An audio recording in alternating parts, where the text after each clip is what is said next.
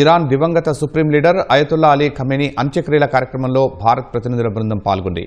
భారత్ తరపున Bihar governor lieutenant general Syed Ata Hasnain, విదేశాంగ శాఖ సహాయ మంత్రి పబిత్ర మార్గరిటా హాజరై ఖమేనీ భౌతికాయానికి నివాళులర్పించారు. ఈ మేరకు పబిత్ర మార్గరిటా ఎక్స్ వేదికగా పోస్టు పెట్టారు. భారత్ ప్రజల తరపున అయతుల్లా అలీ ఖమేనీకి నివాళులు అర్పించినట్లు పేర్కొన్నారు. ఈ సందర్భంగా ఖమేనీ అంత్యక్రియల కార్యక్రమానికి సంబంధించిన ఫోటోలను పంచుకున్నారు. హస్నైన్, మార్గరిటా నివాళులు అర్పిస్తున్న దృశ్యాలతో కూడిన వీడియోను భారత్లోని ఇరాన్ ఎంబసీ షేర్ చేసింది.